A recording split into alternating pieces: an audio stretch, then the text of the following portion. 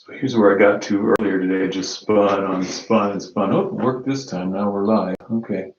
It spun on there for like 10 minutes. This is my third link today. Yeah.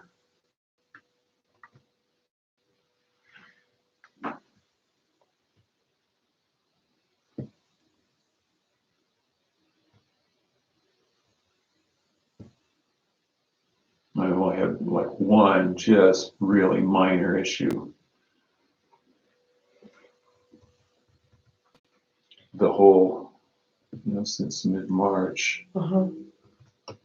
It's just weird that it's happening today. So it's either a router or the signal coming in, and the signal might be coming in and out too. Like last night, for some reason, it was just crappy. When was the last time you rebooted the computer? Sometimes that helps. Oh, it wasn't long ago. Okay.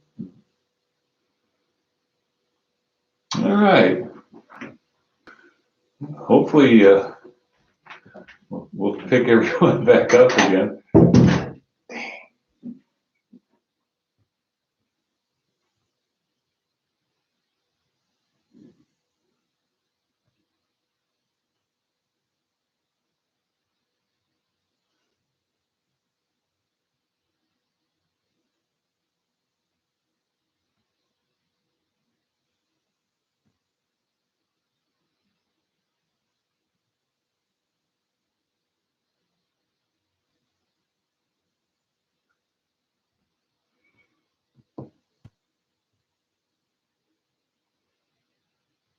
All right, looks like we're starting to repopulate a little bit here. I'm going to give it maybe another minute or two, and we'll go back over. We started on problem 6. We'll pick up on problem 6 again. I'm not sure what's going on. I haven't had any issues at all. I'm guessing it's either a router problem here or there's something on with our something up with our cable. So as everyone populates back in, I'm back and I'm live. I'm going to run a speed test here on my computer, see if there's any issues.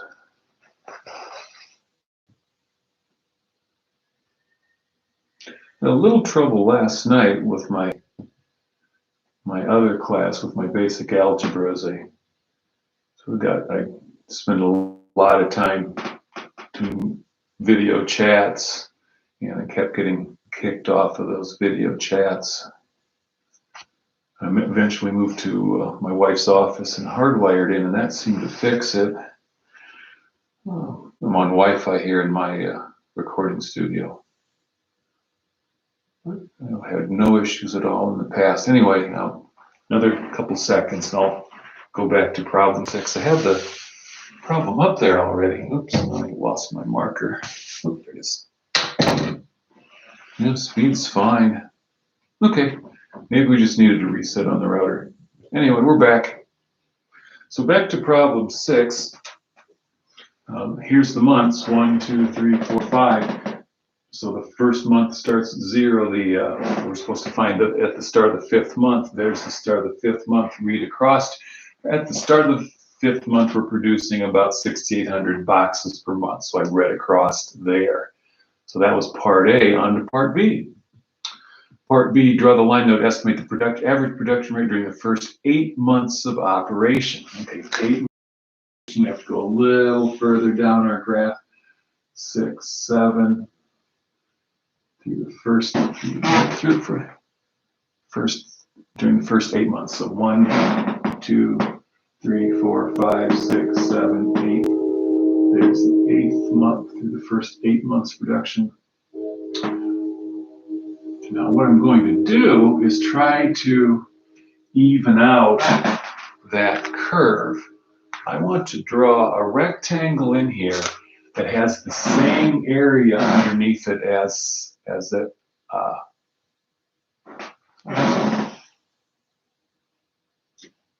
There's, I guess, where we're going to end. It'll be through the first 8 months, during the first 8 months, yeah. So first month, second month, all through the 8th month. So I'm going to draw a line across here that's going to sort of average out that valley and the hill. And I'll have this drawn right when this section of the graph, where the function is bigger than the average, the area of that is exactly the same as the area over here, where the function lies below the average. So I want this area and that area to counterbalance each out. The area under this curve here should be the area in the rectangle below my straight line. And let me see, I guess 8 months takes it all the way to the end, doesn't it? So if I were going to estimate that, I would say maybe 6,200 might be a decent place to put that. So I would say maybe 6,200 boxes per month. That would be that mark right there. Notice that's the average production rate. Production rate is the curve. Average production rate is a straight line. That would be boxes of product per month. Those would be the units. Okay, on to problem 6. Problem 6 asks us to calculate a definite integral. A definite integral gives us area under the curve. So tell me, what would that area under the curve measure? Integral from 3 to 5 of our production rate, P of t dt. Okay, I'm going to count the months for you. There's month 1, month 2, there's month 3. So this would be months 4 and 5. So tell me what that area under the curve represents. Send me your idea in the chat box, please. And then make sure you include your units on it. So what would those units be? And what exactly would that definite integral measure? We struggled a little bit on the last couple of quizzes with both our definite integrals and the quiz we gave on Tuesday, what the area under the curve represents and what the units are. So, oh yeah, let me go back and look at this. So we're gonna it's gonna be from 3 to 5. Okay, so there's the area. So let's count the months. There's month 1, there's month 2, there's month 3. Yep, months 4 and months 5. So it would be something for months 4 and 5. It's definitely here. It's that and that have to align. So let's count the month. There's month 1, there's month 2, there's month 3. So this is months 4 and 5.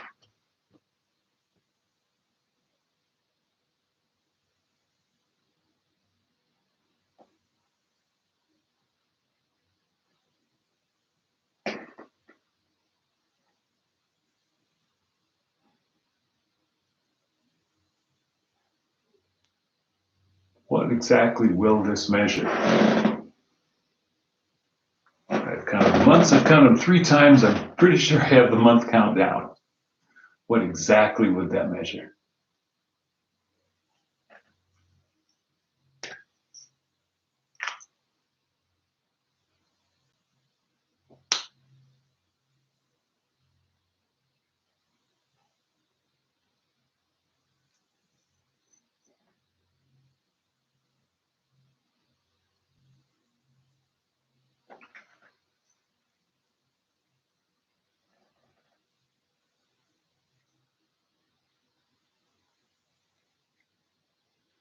It'd be the total number of boxes produced for months 4 and 5. Good job with the units. On to the next part. Part D, estimate the total number of boxes that were produced in this factory during the first 6 months of production. Okay. Let me redo this diagram. It's getting a little messy.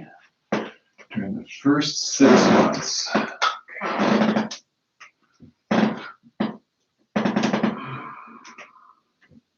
1, 2, 3, 4, 5, 6. It would be the area under this curve, there's the first 6 months of production. The first month ends in a 1, 6th month ends in a 6. Now there's a couple of ways you can do that. You can either count up all the boxes that are sort of gridded out there. Each box under here looks like it's 2,000 tall and 1 month wide, so that each of those squares would represent 2,000 boxes of product. The other thing you could do is replace this curve with a average value that would give you the same area underneath. And to me, that's the easier way. So I'm going to draw a line across here that sort of evens out. That might be a little high. That sort of evens out the hills and the valleys. That's probably pretty close. So I'm going to use this as an average production rate. Again, I'm going to think of it in a way that in this region where the curve is above the average, that area sort of fills in this area over here where the curve is below the average. And if I look at the 6 months and try to draw an average right across there, there's more graph out here, but I'm not going to worry about that. Gosh, that looks to me like it's really, really close to 6,000 boxes a month. Maybe, yeah, that's really, really close. I would say that's right at about 6,000 boxes per month. So in that next part, we want to come up with a total production during those first 6 months. So it's an average of about 600 boxes per month. Multiply that by 6 months. And then E, what does each block of the area under the curve measure? I already mentioned that a second ago. 2,000 boxes per month tall by 1 month wide. So the last part would be 2,000 boxes of product.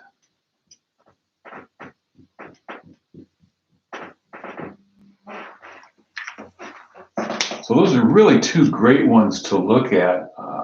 I find that if students do struggle on this material often, it's coming up with exactly what these full derivatives and average functions, exactly what they measure. So if you can understand these, go back and look at the previous activities that we did. If you can understand those, then everything tends to go fairly smoothly on this next test. Okay. So that wraps up problem 6. I did problem 7 earlier for those of you who were with me, or those of you who weren't. Sorry about the technical difficulties. Seem to be running smoothly finally. I'll double check my connections tomorrow. And I think we did a router reset, and maybe that's just what needed to happen. The speed test seems to be going a lot better now, and the connectivity seems to be going better.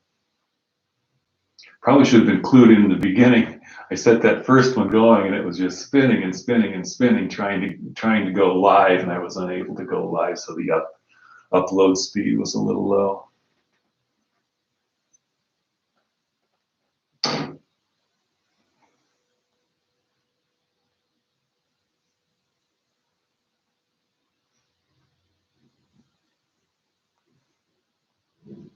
Okay. So let me know what's next.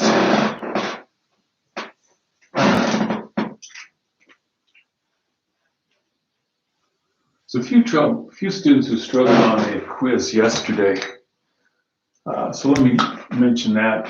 There was 2 different varieties depending on which class you had, but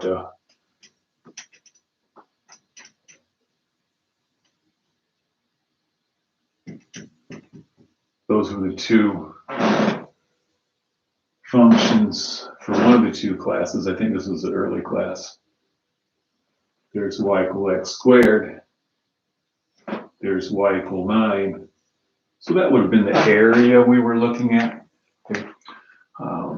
Set those 2 equal to each other. X squared equals 9. X is either plus or minus 3. There's one point, there's the other point. So the integral in question would have been from -3 to 3 of the upper function minus the lower function, 9 minus x squared dx. If you were in the other class and this was instead of 4, would have been the antiderivative from -2 to 2 of 4 minus x squared dx. Upper function minus lower function. How do you determine which is the upper function? Plug in any number between those two and see which is bigger. Plug in a 0 here, you get a 0. Plug in a 0 here, you get a 4. 4 is bigger than 0. So it's the upper minus the lower. Okay. Can we do problem 5? Sure. Working our way backward to problem 5. Why not? Problem 5 is again the same sort of an idea, isn't it? Yep. What is her velocity 15 seconds after she jumped out of the balloon? Well, that's what's given on the graph. What's given on the graph is how quickly she's returning to Earth. Not very quickly the moment she jumps out, but it goes faster and faster as time goes by.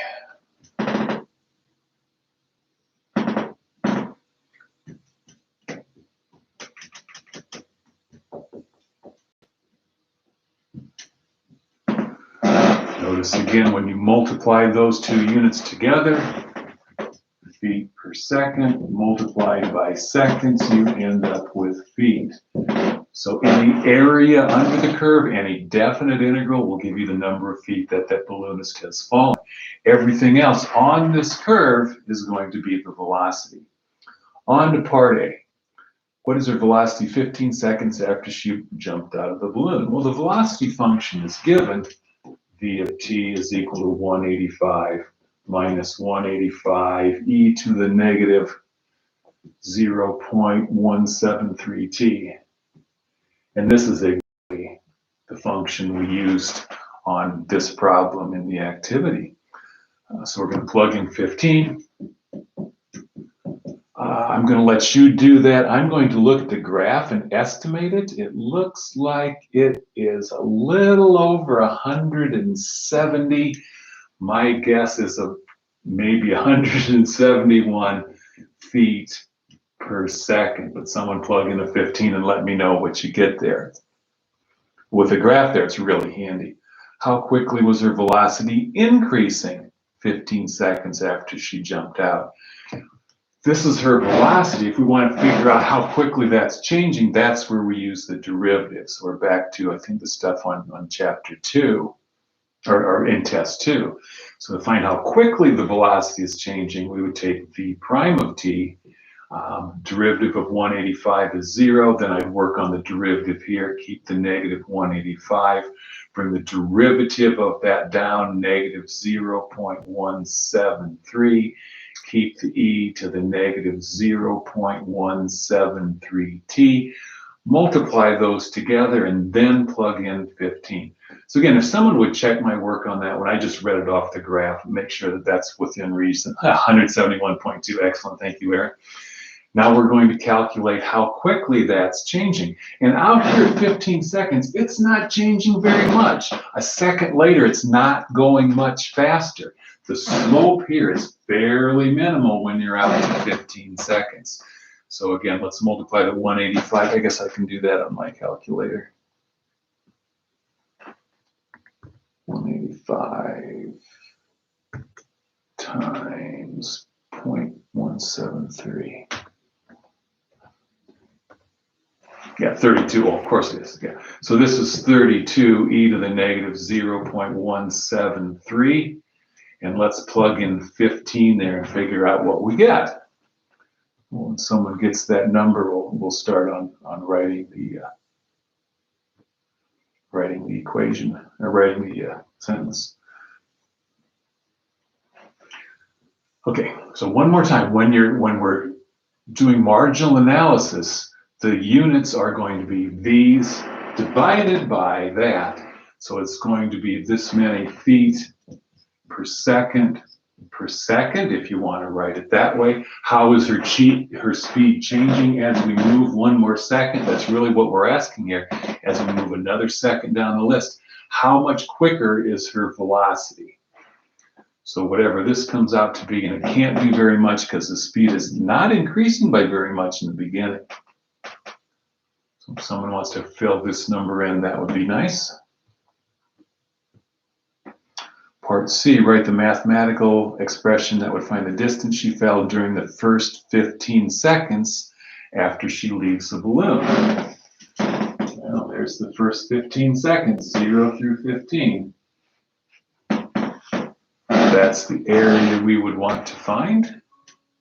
Here's our definite integral that would find exactly that. And one more time, the area under the curve is measuring in feet of fall. So it would be 185 minus 185 e to that negative 0.173 t dt.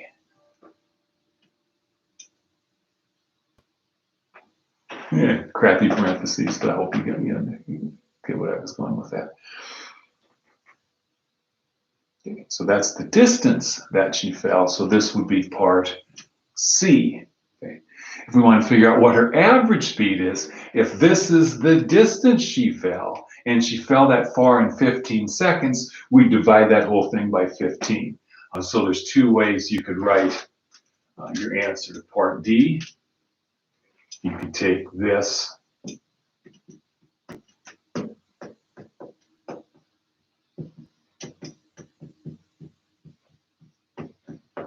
and either divide it by 15. This many feet divided by 15 seconds would give you the average speed in feet per second. More typically, we write the reciprocal right out front. What does the area of the shaded region represent? Looks like that's going from about 21. It's not a great picture, is it? Okay. In seconds, let's see. So the first second, I have to think about this again. First second is 0 and ends at 1. So the first second ends at 1. So the 21st second ends at 21. So that would be how far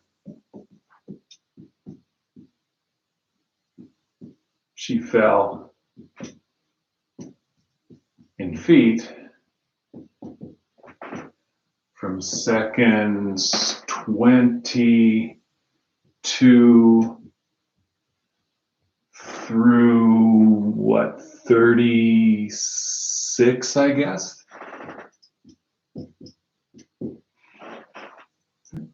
The distance she fell in feet in that many seconds at 2.39. Thank you.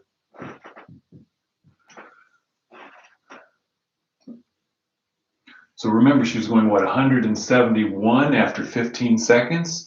After 16 seconds, she's probably going about 173 feet per second. So again, that was one more nice exercise on calculating averages, understanding what averages are, how they take off the hills and the valleys, how to calculate those, what the units would be on an average, what the units would be on an area under the curve. And thankfully, we never have to change the rules on these. Areas on the curve or the areas on the curve, that's what the average will be. Area under the curve will always give you the product between those two things. Okay. So that was taken directly, almost word for word, problem from one of our activities.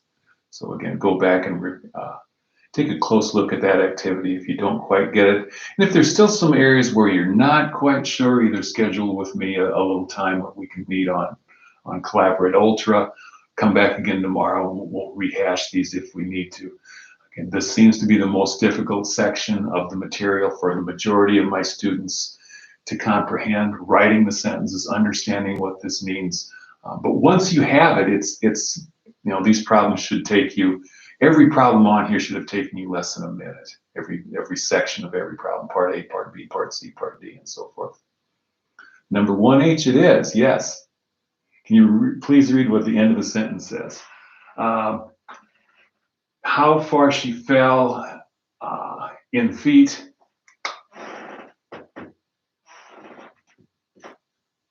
from seconds 22 through 36. And back to 1H. I think 1H was one of my antiderivatives, was it not? Yep. Sure. area under the curve, how far she fell, average area, or average value, how fast she was falling, velocity. Yeah, the only thing we can do is on letter H is try to do a rewrite here. So I would rewrite this as 6/7 times t to the negative 2.4 dt. If you want to pull the 6/7 out front, that would be fine. And now we can apply the power rule. 6/7 is a constant multiplier, we'll keep it. T, we're going to raise the power by 1, negative 1.4, multiplied by the reciprocal of this new power, negative 1.4. Add the c at the end, and it looks like that would be, let's see, 6/7 times 1.4. Looks like we need a negative as well. Positive divided by negative is negative. That's going to be 9.8 t to the 1.4 plus c. There's our antiderivative for 1h.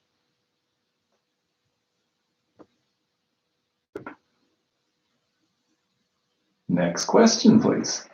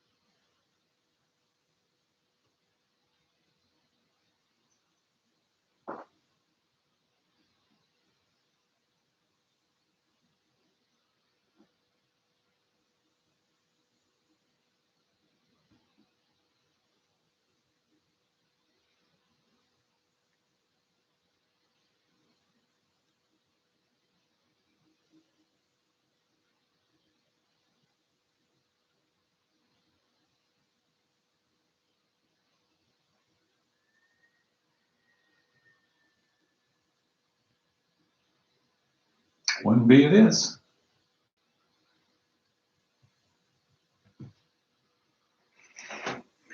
One B is very, very similar to this one. We do have to make sure we understand how those things can be rewritten. And what I'm going to do, I'm going to do the rewrite step right away. We have a 12 and a 5.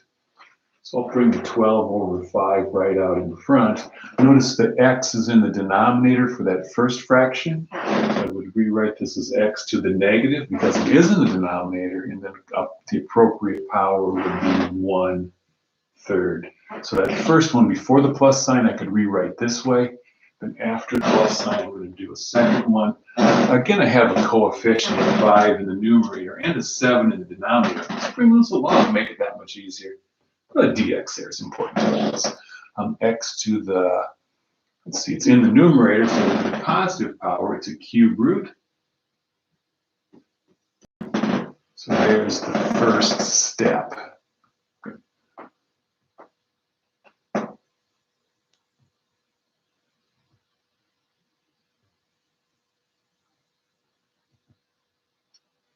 Now let's apply our rules. 12 over 5, keep the x raised the power by 1, positive 2/3, multiplied by the reciprocal of the new power, 3/2, plus. Keep the 5 over 7, constant multiplier again, keep the x raised the power by 1, 5/3, multiplied by the reciprocal of the new power, 3/4. Add on the c. So let's straighten this out and make it look as pretty as possible. 12 and the 2 cross cancel, leave a 6.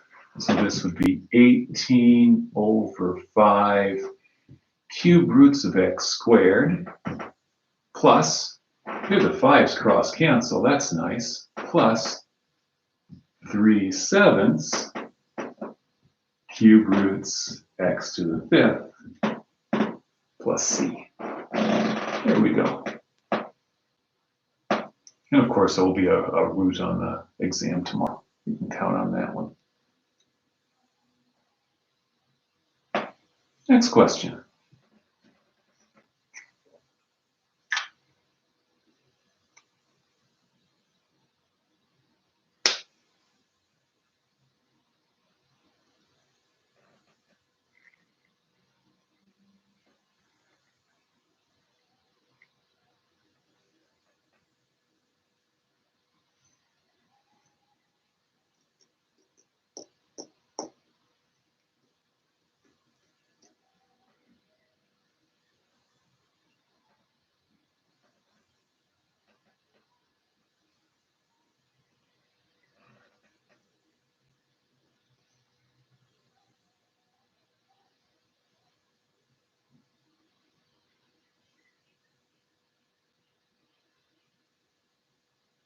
Once it is.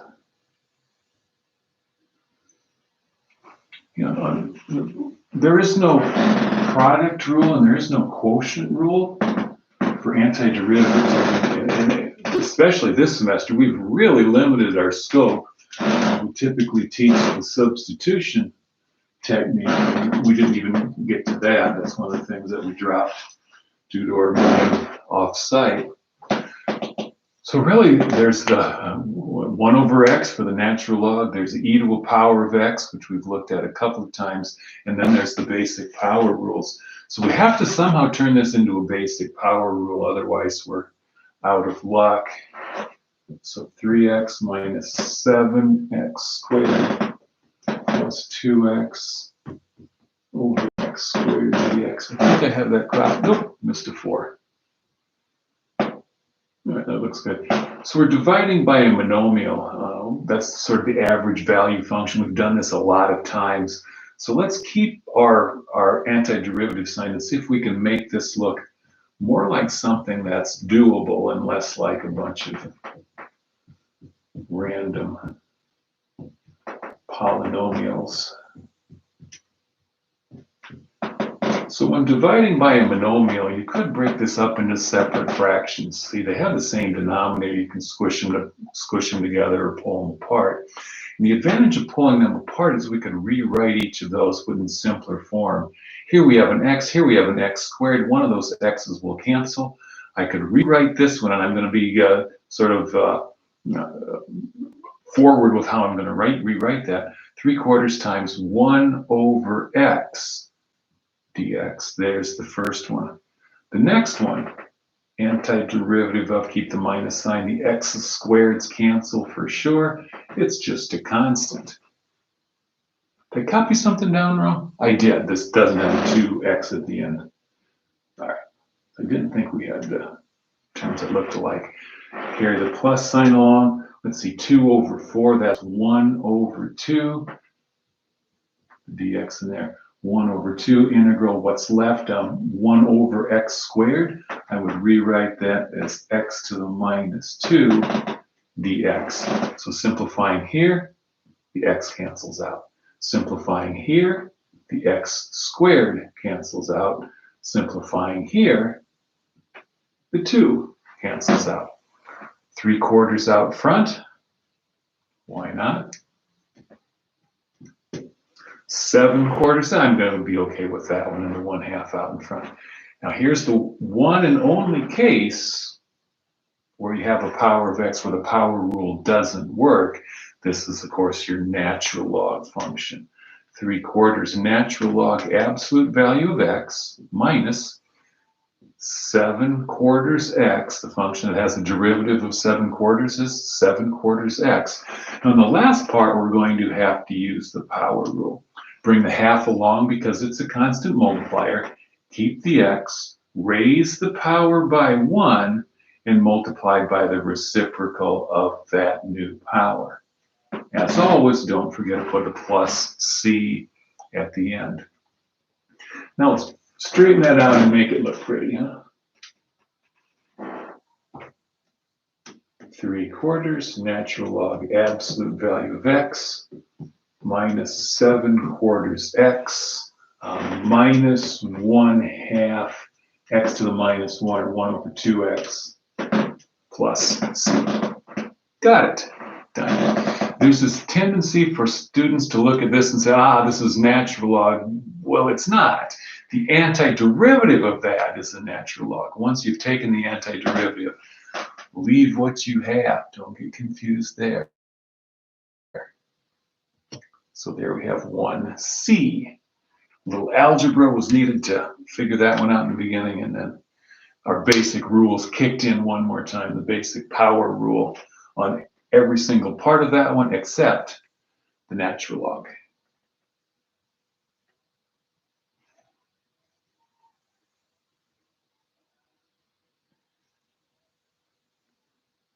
Next question.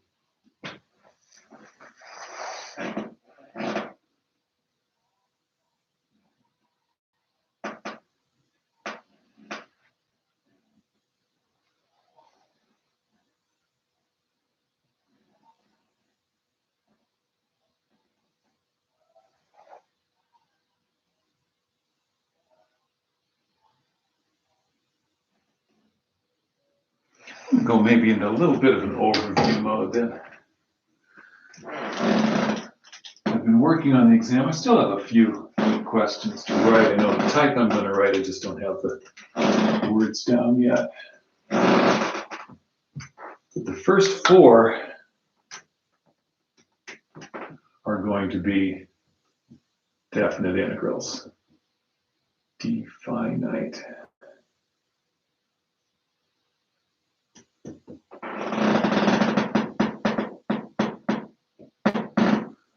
One of them will have a root and a radical in it someplace. One of them will be some sort of some number over x, a natural log function.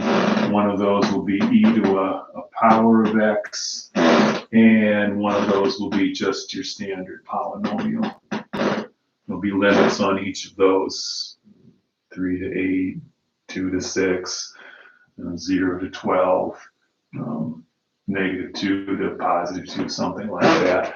So I'm going to ask you, and this really allows me to check 2 things. Number 1, do you know how to take the antiderivatives of our 4 basic types? And then number 2, do you understand what to do after that? So those will be the first 4 problems. I'm probably not going to have any section where I actually make you just do let me think about that. There'll probably be a couple antiderivatives, but those 4 definite integrals are going to lead off. I'll probably have 2 antiderivatives. I'll check to make sure that you understand that everyone has a plus C at the end. I have 3 problems from the last section. One of them will be to calculate a Gini index. One of them will be to use a Lorenz curve. And one of them will be to judge based on the Gini index, which is more or less equally distributed. So a Gini judgment. Talked about those yesterday. There will be then the rest of the exam. I guess those going to be filled up with word problems. Do you understand how the definite integral works? Do you understand what the area under the curve means? Can you put units to that? Much like the quiz we had on Tuesday. Right, so that's sort of a brief overview. I'll have a few more details tomorrow, I guess, as I put the finishing touches on it. But really, that's the only material we've looked at. So I think this is going to be probably a little easier than the typical one, because typically we had the integration by substitution. And while people got good at that, after a while, it was a lot to hang on to. Anyone have any more questions?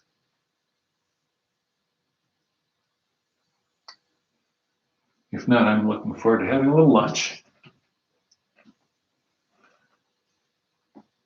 I'm sorry our stream got messed up a couple of times. Hopefully tomorrow will go better. Anything else?